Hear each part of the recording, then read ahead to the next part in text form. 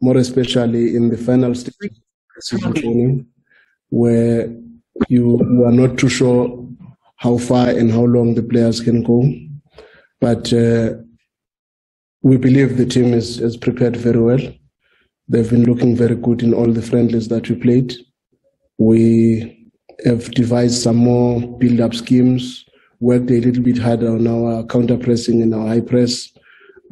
We believe the team that we are playing against will come at us, because the good thing about a match like this, when two big teams are playing, you don't expect anyone to be sitting back, which will make the encounter a very interesting encounter. And if that is the case, I believe we will have a spectacle of a match, because both teams have reinforced, and they are looking forward to us seeing some of their new players. But the truth of the matter is, I'm confident that Sundowns, probably, I think it's 7 years now I've been here. We've struggled with this cup, and we are going all out to try and make sure that we finally become the winners of the cup. But that starts with the first step against Kaizer Chiefs. A very difficult encounter, considering the number of new players that they have brought in. Very difficult to profile who they are going to be using on this one, considering that in the Carling Black Label, they did not use some of these new signings. So one is looking forward to a very good encounter, I must say. Thank you very much for that, Coach. Let me take the first question. Mark, listen. Good morning, and thank you very much. And good morning, Coach. May I ask two, if you don't mind? One is, why have you guys struggled with the MTN 8 over the last 14 years? Is it that you are sort of late risers in a way? It's difficult to get out of bed in the morning in a football sense for the new season? Second question is, Baxter has always been the sort of king of what he used to call transition, or we know as counter-attack. Do you expect that that's going to be the Chiefs' approach again? Who will win possession for them in midfield? Who will be the Letsolanyani passing the ball through the middle, and who's going to be the finisher, in your opinion?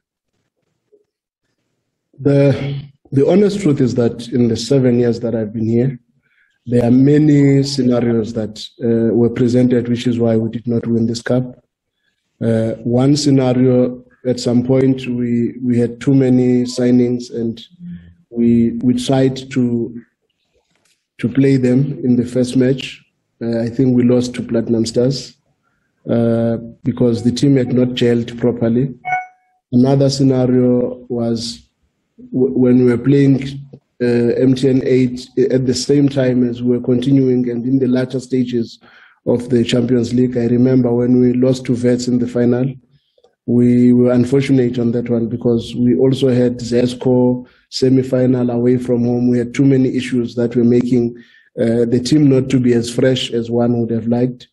And another scenario was when we bombed out because of Cape Town City, which I think on that one, we were just unfortunate, because there were very serious wrong offside calls that were made in Cape Town, and that compromised us. But the truth of the matter is, it is one cup that, in one way or the other, we've always struggled to win over the past 7 years I've been here. And I hear the number of years that you are mentioning even before I was here, and that raises eyebrows. But it's a cup that we all know, and now we've been fighting for it. And I don't want to lie, even Coach Pitso has been trying his best to win this cup. But for whatever reason, it is one cup that has always been very tricky for us in many ways. But after a very long time, the team had a proper preseason this time around. And we are hoping that we will be able to stamp our authority from the beginning of the season. And that is just a hope, because at this stage, nothing has been proven. Thank you, Coach. Move on. About Chiefs. Oh, yes.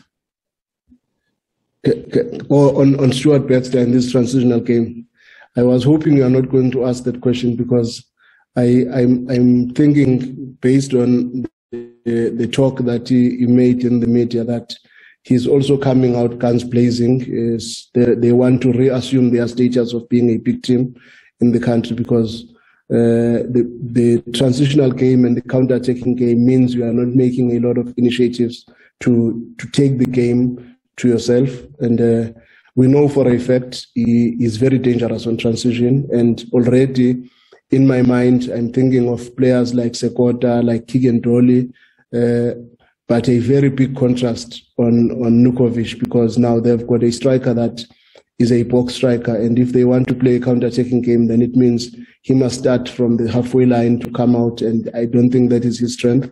So that will be a bit of a compromise in terms of the structure, which is why I think they might want to come out and play in and around our box, which would make the contest very interesting.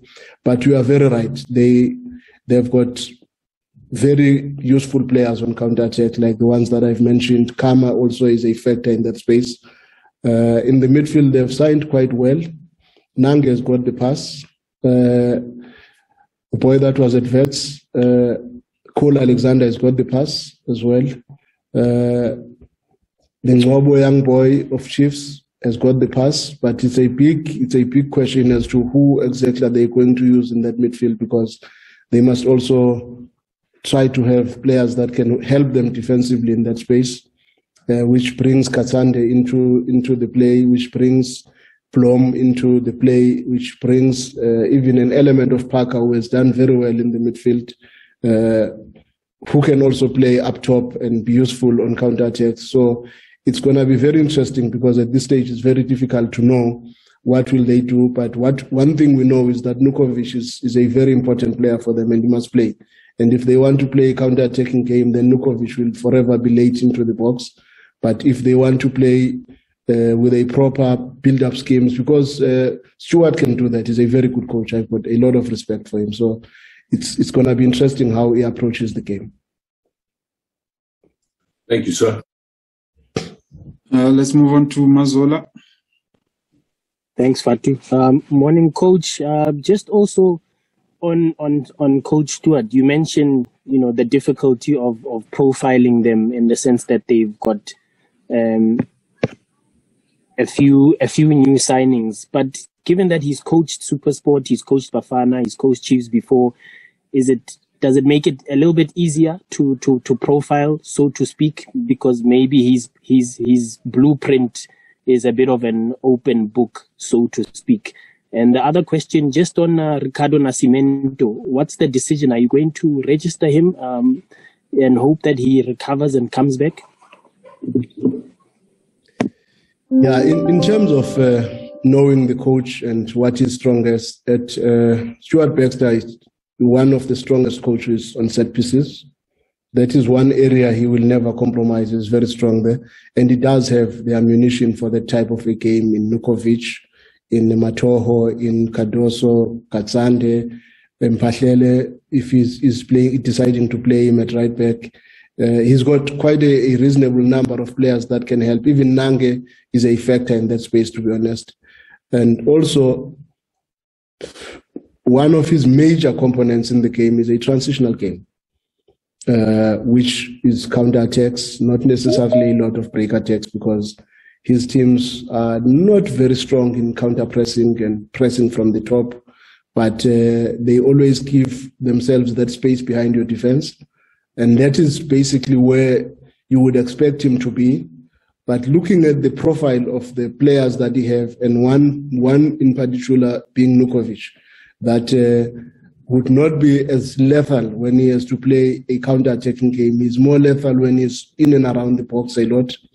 And that is something that he will have to make very hard decisions, because for a proper counter-attacking game, a Kama, Keegan, Sekota combination would be a very dangerous combination, or a Parker, Kama, Sekota combination would be lethal on a counter-attacking game.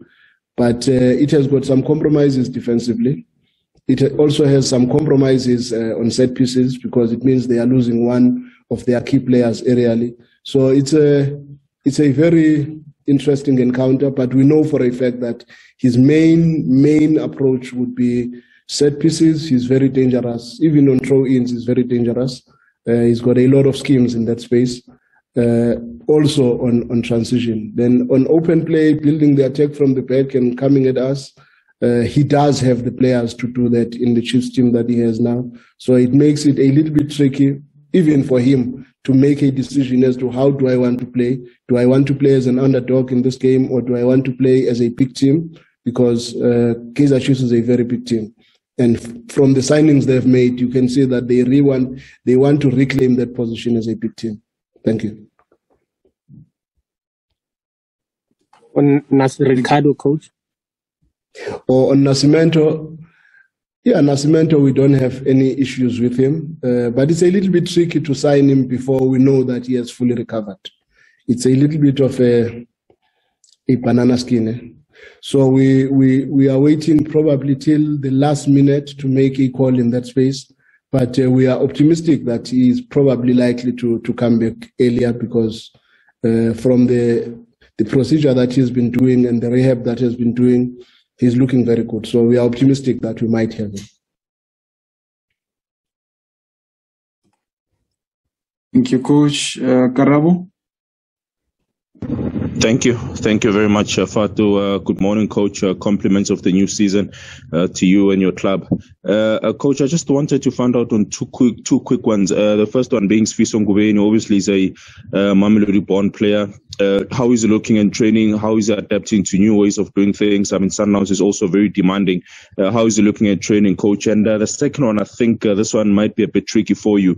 A lot has been said, a lot has been done in terms of Gaston Sirino. How is he looking mentally, Coach? Is he now looking to go again? I mean, there's been a lot been said about him on social media in regards to Sundowns friend. If he wants to leave, let him leave. But for you, Coach, having seen him over the last couple of weeks, how is he or where is he mentally?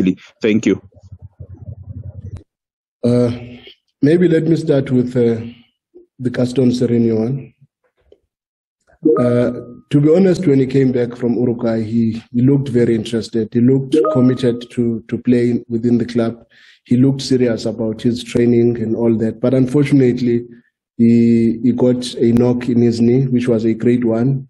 He's back in training this week, but we have not really seen him. How is he going to come up? But the truth of the matter, in terms of the outlook, it does not look like he wants to leave. But I think the club is very clear also in that space that if he has to leave and people are still interested, they must just bring an offer to the table, and the club is very considerate of whatever that might happen, because the club does not want to kill Gaston's career. That is very important, from the chairman of the club to the board and everybody else around the club, even to us, the technical team. If he no longer wants to play for Sundowns and people are coming with good offers on the table, the club is willing to take them. But what is not looking good sometimes is when there is too much talk of what is likely to happen, but nothing really happens on the table. So at this stage, I think it's a wait-and-see situation. But in terms of the commitment, the boy looks good, and I don't have any issues with him, and the coaches are very happy with him, to be honest. On the second one, which one was the second one? Sifiso Ngubeni, Mamelodi born boy, adapting to the club. Okay. Sifiso is a very talented footballer. It's going to be very important for Sundowns attack. Very, very important in the Sundowns attack, because offensively, everybody knows what he's capable of. Be it the opposition is compact, be it the opposition is stretched, is very useful. 1-against-1, he's got something to do. His crossing ability can improve a little bit, but he gets in those spaces and is very dangerous. He can even score goals in those channels, and he's got a very good cutback from him. Defensively, he's still finding it a little bit difficult, and I will tell you why, because many a times at Celtics, he was playing as a wing-back. He was not playing as a fullback, where there are two centre-backs and he is expected to fulfill all the duties in the wide channel defensively, 1-against-1 against the opponent, and shifting from one side to the other, defending with an air if needs be, and the players are trying to attack the space in front of our defense. He's got a lot to learn in that space, but the possibilities of him learning that and coming out right are very high, because he's very intelligent and it's coachable. So we are optimistic that he's going to be very important for us. Even when we signed him, we knew we are looking for the future of Sundowns. Obviously, he will get game time this season. It does not mean we are looking for the future, but he's not going to play. But the competition is very rife between him, Lyle Lakay, and Divine Lunga. It's a very interesting competition, I must say, and it has awakened even Lyle Lakay. He's looking very good, and Divine, unfortunately, had a knock. He'll be joining the team this week, so we are not too sure where exactly he is. But I must say it's a very good addition to the club. Thank you, Coach. We're now taking the last round of questions, starting with Tsepang. Coach, good morning. Tsepang from Sokala Duma. 2 questions. Langaman, I mean, he's been there for so many years. Just for you, just describe the time that he had at the club and seeing him leave. What was that feeling like for you? And with Hlompo Kekana, is he staying? Is he going? Okay, let me start with Langaman. Langaman has served Sundowns with a lot of dignity and honor. He has been very instrumental in our attacking play. He created a lot of very good moments for the team over the years. He has even scored some very crucial goals for us. And he's a very good professional, a very good boy, liked by probably everyone in the club. But it was always going to be difficult for us, if we are good human beings, to want to keep him in the club when he's not getting regular game time. When there are people that were knocking on the door asking for him to go and get regular game time. And it was a very fair decision, in my opinion, from the coaches, from the club in general, to make a call to say, because it is in his interest to continue playing regularly, let him go and play regularly, because last season he barely had a game, and the few games that he played, to be honest, he did not play bad. But unfortunately, last season, Lyle Lakay also had some very good moments. And on Hlompo is still with us. We love him. He's our legend. He's our captain. Had a very good preseason training, good leadership. All is looking very positive. But the only part that is always going to be an issue again is the amount of games that he got last season compared to the number of games that he's likely to get this season. And that is a very serious catch-22 situation, because we like him, we are happy with him, but what if he does not want to play less games? Because the truth of the matter is, it's not about us only, it's also about him. If he wants to stay and help us in the change room, he's a very important player, so be it. But the truth of the matter is, at this stage, as a club, we are happy with him. And we are also wary of his wishes as well. So we will have to listen to him. Whatever comes from him, we will take it very seriously. But he has to be treated with a lot of respect because he has served the club. He's probably one captain that has lifted more trophies than any other captain in the club. Thank you. Okay, we'll take the last 2 questions, Velile and then front runner. Can I just ask that you keep it to 1 question, because we only have 5 more minutes left. Velile, you go first. Good morning, Coach. Tomorrow is also a draw for the CAF Champions League, prelims and first round. I guess by now you have finalized your registration. I've seen also here locally, I think some squads are ranging between 35 to 40. I know that CAF has got a limit of 40. Have you worked out on how many players you need for both campaigns this season? We are in a very unfortunate situation because we happen to play more matches than probably any other team in the league. But one big issue is the money, how to manage the squad. Last season, we were a little bit fortunate because of a very rife COVID situation that forced us to play almost every member of the squad. But this season, we think the situation is slightly getting better based on the tests that we have done over time. So we are beginning to think that it might be a little bit better, because sometimes it's not always proper to have a very big squad, that you have maybe 8 or 9 or 10 players in training that are outside when you are doing your tactical work, and you must now compensate and try and bring everybody in and give everybody a chance.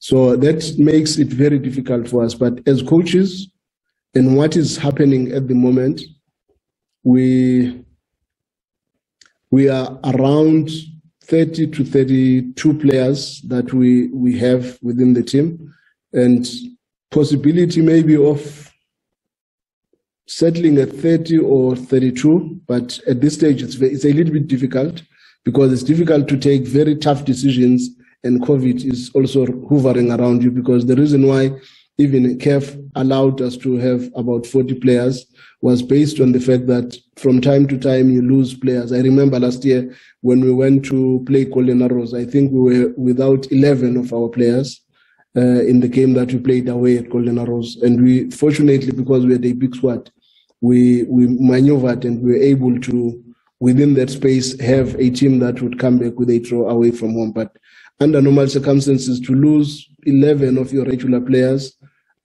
should cause a lot of problems. But on the day, we were fortunate to be able to come back with something. And it was the worst scenario that we had.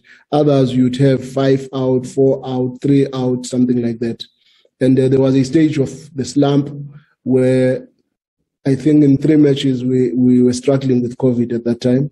But from then up until now, I think even the players, the way they handle themselves and the areas they find themselves in, and making sure that they prevent situations of them getting COVID, because we will never know about this thing. But we have done very well over probably the last 6 to 7 months in making sure that we don't have too many people that find themselves in that situation. Front runner, very quickly. Thank you. Morning, everyone. Morning, coach. You brought in Utabiso Kutumela. I'd like to ask, how do you see his role within the club? Where does he fit into how Sundowns plays? Thank you. Yeah, Kutumela is a very good football player. That's the first thing that people must know, because I've had a lot of questions about Kutumela, and I rate him very highly. At Sundowns, he's got a very big influence that he's going to have as an offensive player, because Kutumela can play on the right, on the left, as a 9 and a 10. And for our pressing schemes, he's very good in that space. And Kutumela from NFD, he has always been very dangerous in front of goals. And we believe he will complement what we have. And he's got an element of directness in his play. Very intense, very aggressive, to find spaces or to exploit spaces behind the defense. And he can also play between the lines as a 10. The good thing about him is that he's got a goal against a reinforced defense. He's got a goal behind a defense that defends very high, and that makes him a very important player. And he's got a goal even against a 1-against-1. So it is very important to look at such players with keen interest. And we've been following him for a very long time. And I don't want to lie to you. I'm very happy to have Kutumela within the team, and I'm sure he's going to help the club.